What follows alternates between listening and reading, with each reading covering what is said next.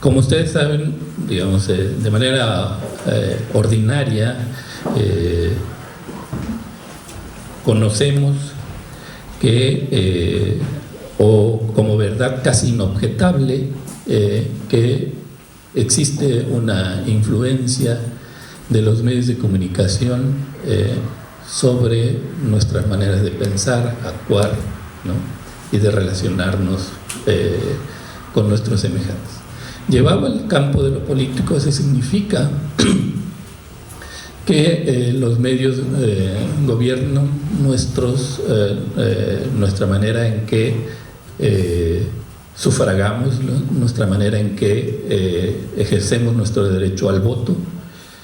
Y yo me voy a permitir poner en tensión y poner en cuestión ese acerto que de manera ordinaria conocemos, ¿no? No porque me parezca que sea un despropósito, sino que porque me parece que estamos dando por sentadas las cosas y conviene por lo menos detenerse un poco y analizar y reflexionar qué otras cosas existen o hay cuando cualquiera de nosotros decide cruzar la boleta, ¿no? Por algún candidato, algún partido político. A mí me parece de entrada que el asunto es muchísimo más complejo, ¿no? Que simple y sencillamente reparar en la presencia escénica de candidatos, ¿no? Que es por supuesto una manera en que se ha venido presentando el asunto electoral, ¿no? Por la influencia, digamos, de los medios de comunicación, de tal manera que encontramos que el único valor o el valor más preciado de los candidatos es precisamente su presencia técnica y muchísimo menos el contenido, digamos, de lo que pueden o pudieran ser sus propuestas.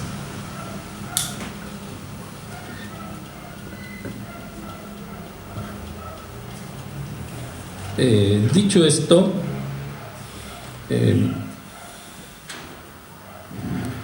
quisiera inicialmente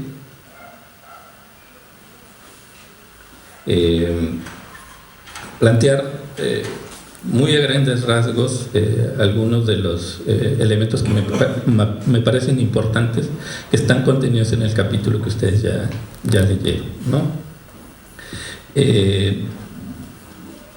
Hay dos partes que yo considero sustantivas del texto, y por un lado tiene que ver la recuperación justamente de los procesos electorales hasta el año 2000, ¿no?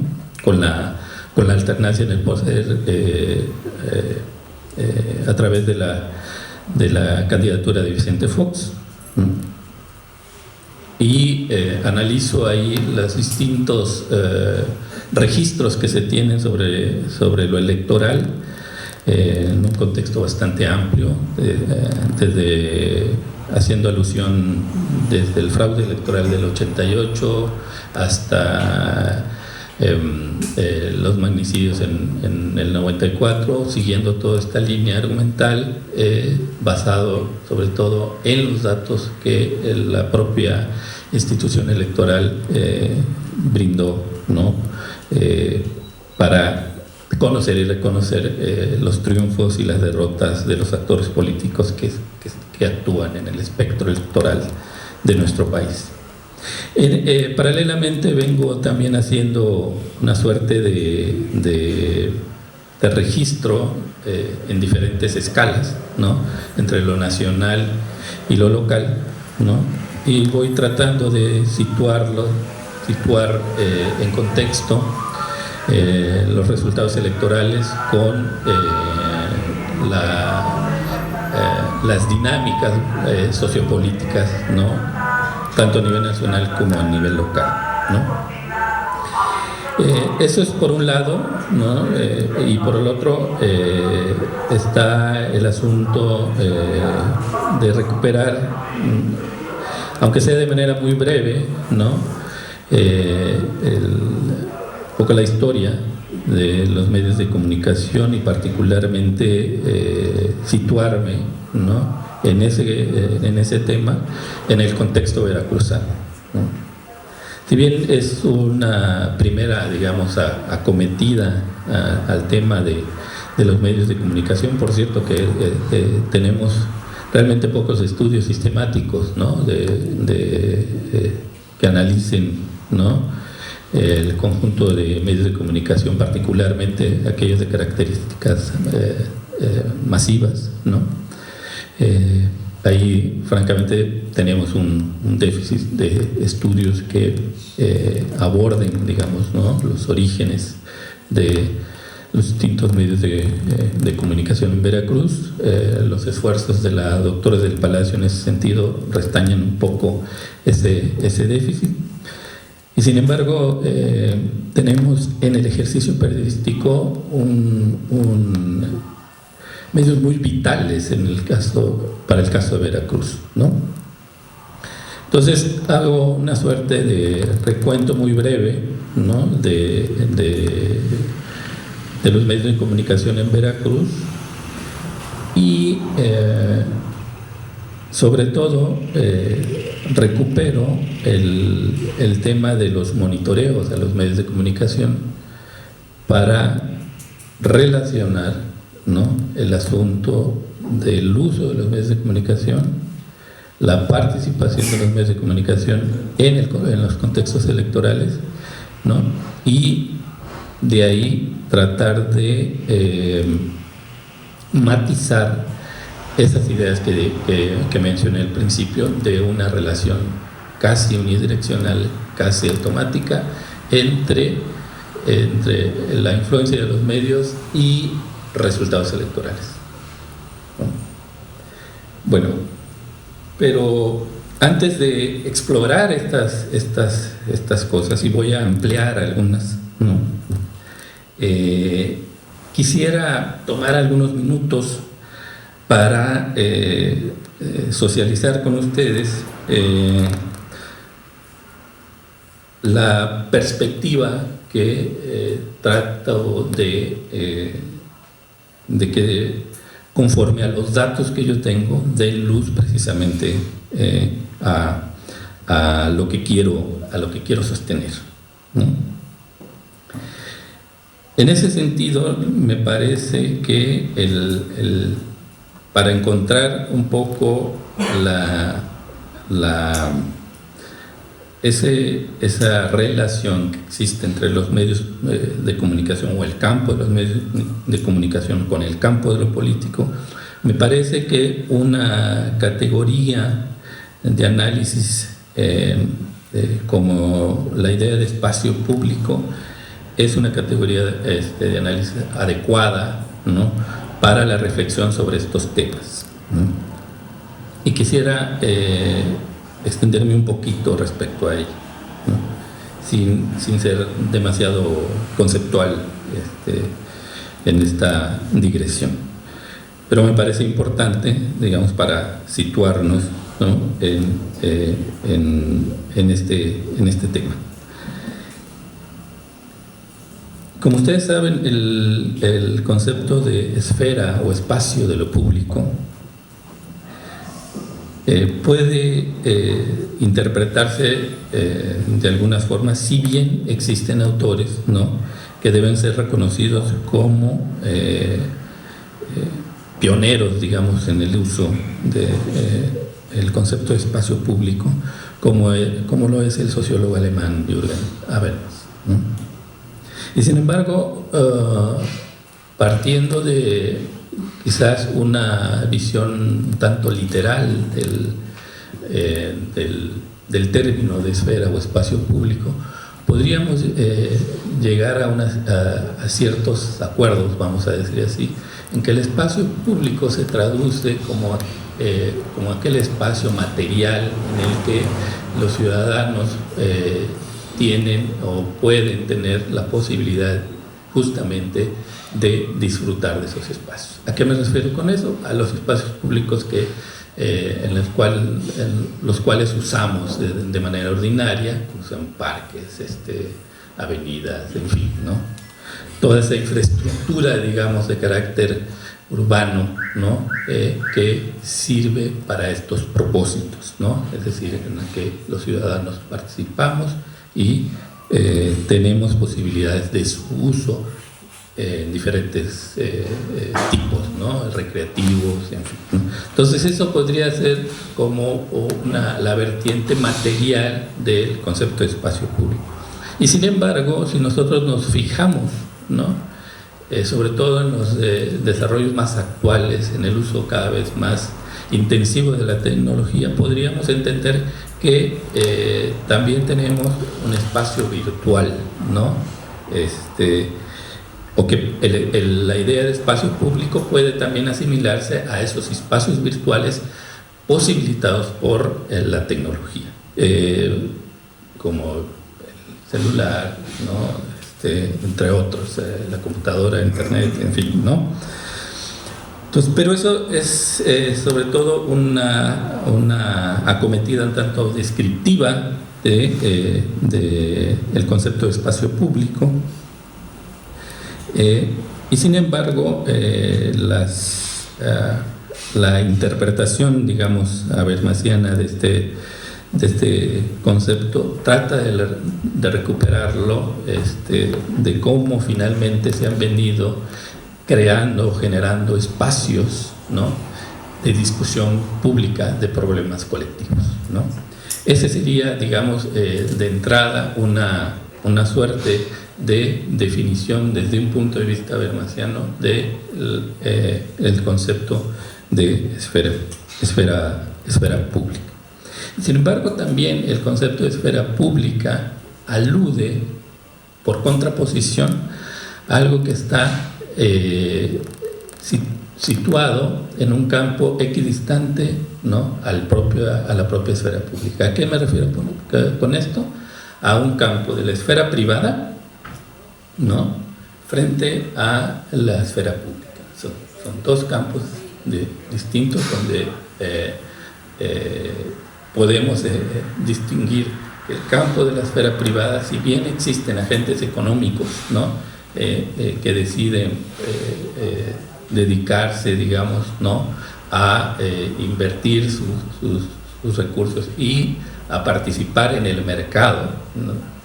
libremente, ¿no? También en la esfera de lo privado es la esfera de la reproducción de nuestra vida familiar, ¿no? Entonces tenemos por ese lado la esfera privada frente a la esfera de lo público, que alude justamente, insisto, a los problemas que tienen que ver con lo colectivo. Y sin embargo también hubo una etapa histórica, digamos, ¿no? en la que la idea de lo público era asociada básicamente a la idea de lo estatal, ¿no? Y esto se ha venido desprendiendo, ¿no? conforme se van autonomizando los diferentes campos, ¿no?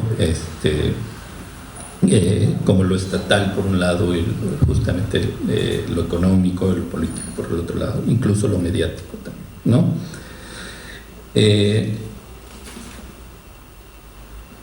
Entonces tenemos estos dos campos, pero parte de la recuperación habermasiana por la cual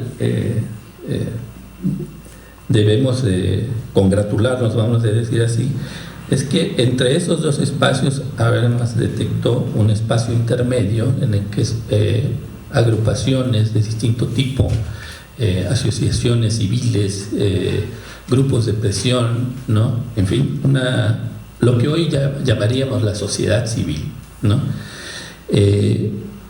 Tienen ese intersticio entre el ámbito de lo privado y lo público en el que participan y logran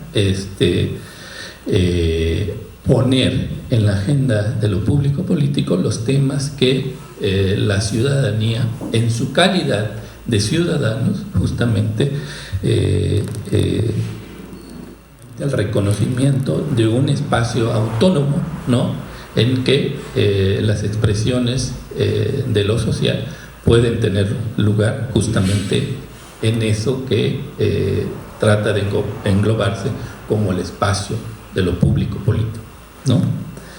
Entonces, eso es muy importante. Y sin embargo, la perspectiva habermasiana también ha recibido críticas respecto a su enfoque sobre la idea del espacio público.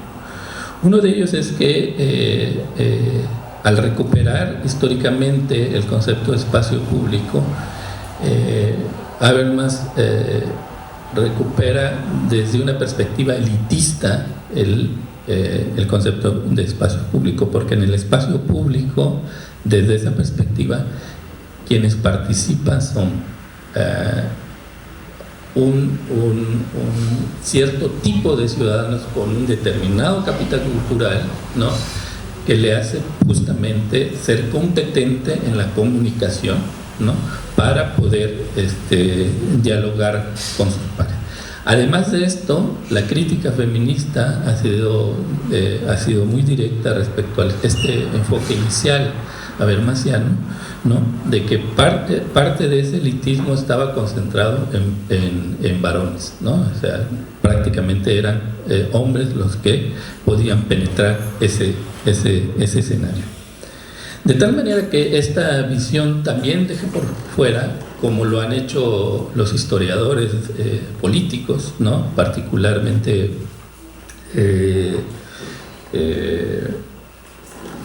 Annick Lamperrier, entre otros, ¿no?, que han señalado justamente que esos vehículos con los cuales se sostiene la idea de espacio público, donde tiene una importancia fundamental los medios de comunicación, ¿no?, para que sean el vehículo de expresión de esos temas que a la ciudadanía competen. Habermas no solamente toma en cuenta, digamos, aquellos medios que requieren, digamos, un cierto ejercicio intelectual, vamos a decir así, ¿no? Y si bien hace una crítica, por ejemplo, a los medios de comunicación escritos, ¿no?, por la banalización, por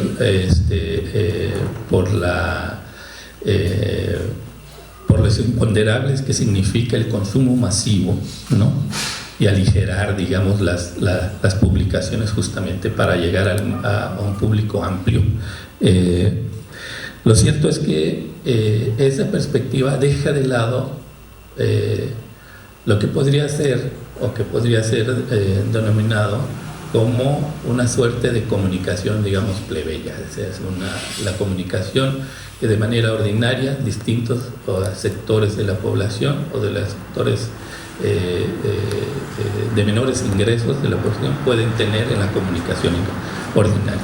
De tal manera que los historiadores políticos, como los que menciono, ¿no?, recuperan cómo el rumor tiene una importancia significativa en la construcción del imaginario político, y también cierto tipo de expresiones, ¿no?, como el pasquín, entre otros, ¿no?, elementos que se difunden en este tipo de grupos. Entonces eso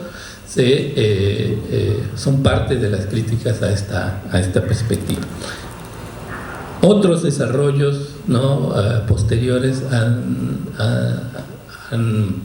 permitido situar el asunto de los medios de comunicación y el tema de lo político. Quiero referirme en este sentido al concepto que está muy emparetado con esto, el concepto de visibilidad, ¿no?, que maneja John B. Thompson.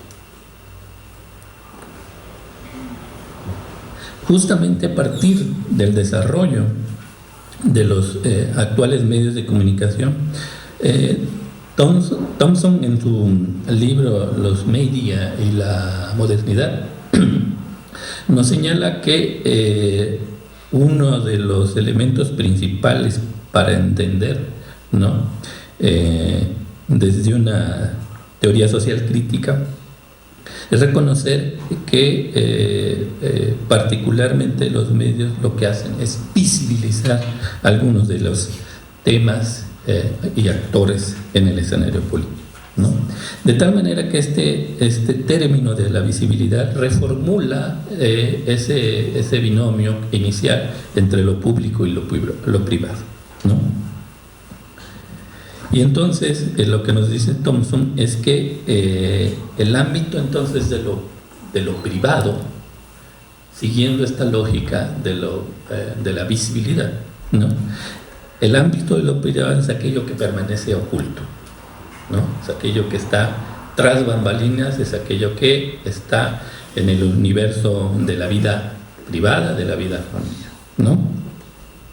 O que está, digamos, está en secreto y solo puede conocerse por un número muy reducido de personas, ¿no?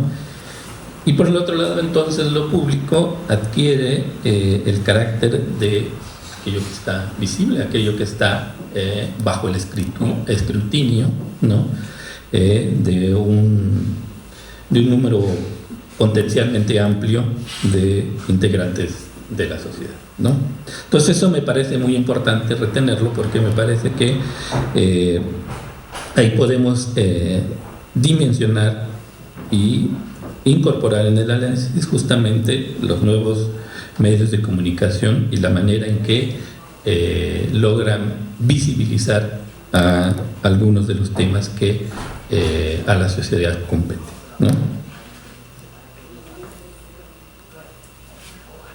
Entonces, bajo esta lógica,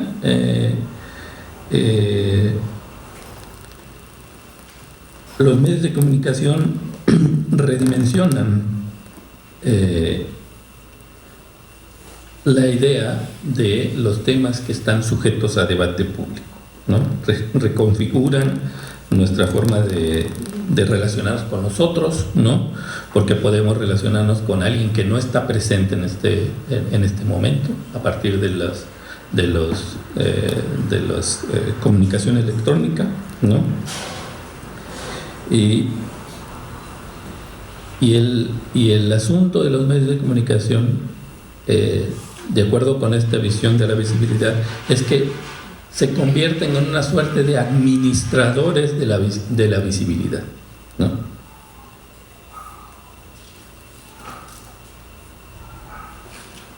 Entonces, esto nada más como para poner, digamos, el entramado, ¿no?, conceptual, terminológico, desde el cual trato de explorar ya más en el terreno, vamos a decir así, ¿no?, estos otros elementos, ¿no?, de la lucha política, por un lado, ¿no?, que se concreta sobre todo en los procesos electorales, y el tema de los medios de comunicación y sus imbricaciones, ¿no? Bueno, dejo ya el punto planteado de este universo, digamos, conceptual, y me concentro ahora en el tema propiamente, digamos, electoral, ¿no?, del texto propuesto, ¿no? Más allá del recuento que hago de las transformaciones que se vinieron dando en el plano electoral, el papel protagónico que van teniendo ciertos sectores de la ciudadanía o lo que hoy llamamos la sociedad civil en su conjunto, ¿no?, las instituciones electorales, cómo se han venido construyendo y, digamos, y consolidando, con los déficits que podemos reconocer que todavía existen en esos planos. Al final de cuentas, lo que sí podemos señalar es que después de, visto a la distancia, ¿no?, estos elementos se han convertido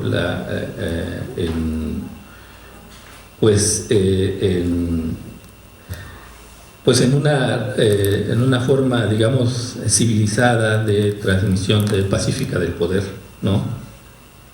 Con base en elecciones competidas, ¿no? Y sin embargo, todavía tenemos algunos déficits ahí, ¿no? Particularmente, como ya lo señalaba al principio, ¿no? Todo pareciera indicar que el aspecto más relevante de los candidatos es sobre todo su presencia escénica y no los contenidos de lo que pretenden socializar, ¿no? O a través de los cuales pretenden representar, ¿no? Y también hay que decir, pues, que en todo este trayecto sin duda han venido jugando un papel cada vez más relevante justamente los medios de comunicación a partir de los debates, por ejemplo, ¿no?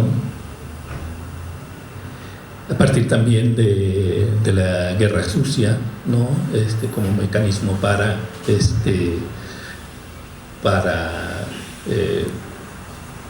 desacreditar, ¿no? A algunos de los contendientes en el ámbito político, ¿no? Los medios han sido justamente la vía, ¿no? para contrapuntear los problemas que pueden tener en un momento dado los candidatos, ¿no? Entre otros elementos, ¿no? que están ahí, ¿no? Y que reconfiguran, ¿no? El mapa o el panorama electoral y el panorama, digamos, mediático tanto en el país como en el estado de Veracruz, ¿no? Entonces lo que yo hago es, como decía, un recuento desde los resultados que hay desde 1994 hacia el 2000, ¿no? Y cómo esto ha venido modificando, digamos, el patrón, ¿no? Si quieren verlo así, el patrón de conducta, digamos, del electorado, y que ha significado, ¿no? Distintos cambios a nivel de, pues obviamente de la presidencia de la República en el 2000, como ya señalaba, pero también previamente, ¿no? A nivel de cambios en el Congreso, por ejemplo, ¿no? Que no es un asunto menor, ¿no? Sobre todo a partir de las elecciones de 1997, cuando hay un vuelco, digamos, en la composición del Congreso, cuando el PRI pierde la mayoría, ¿no? Y entre otros elementos también en el escenario político, que es muy importante destacar, es el caso de cómo Cuauhtémoc Cárdenas gana las elecciones en el Distrito Federal, ¿no? Y abre el largo periodo, ¿no? En el que se han venido sucediendo gobiernos perredistas en la capital del país, ¿no? Y todo esto, pues, ¿no? Lo que ha significado un declive, ¿no? De lo que anteriormente se denominaba el partido hegemónico, ¿no? Y que ha motivado, digamos, una mayor pluralidad política en los distintos escenarios en que se desenvuelve la trama, digamos, electoral en nuestro país, ¿no?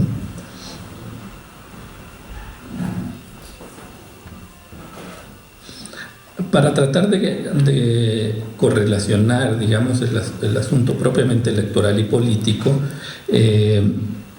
debemos señalar que particularmente en el caso de las elecciones del año 2000, se inaugura justamente la práctica esta de los debates entre los candidatos, y también esa práctica que implica, entre comillas, la invitación a los a los políticos a diferentes programas de infoentretenimiento, ¿no? Un poco para restañar el carácter acartonado que normalmente tienen los actores políticos, ¿no?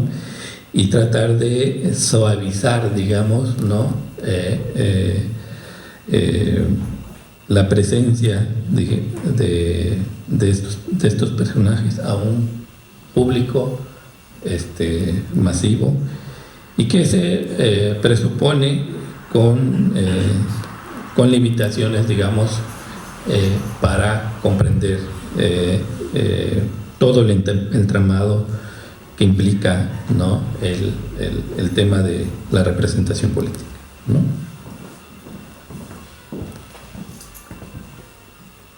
Es también el momento, ¿no? en que empezamos a vivir, ¿no? lo que Porfirio Muñoz Ledo llamó, yo creo que muy atinadamente, una república spotera, ¿no? Es el spot, ¿no? el mensaje breve y directo, ¿no? A través de los medios de comunicación, en donde no solo el tema es los contenidos de estos spots, ¿no? Sino también algo muy importante que tiene que ver con la cantidad de dinero que se invierte en las campañas políticas, que va dirigida justamente a este tipo de producción mediática, ¿no? Y que finalmente se lo quedan básicamente los grandes consorcios de la comunicación de nuestro país, ¿no? No es un asunto menor, es un asunto que me parece muy importante, ¿no? Y que uno de los principales ganadores son, insisto, precisamente los grandes consorcios de la comunicación. Son millones de pesos que se van, pues que se tiran finalmente a la basura, según mi modo de ver, ¿no? Mediante la producción de esos contenidos, ¿no?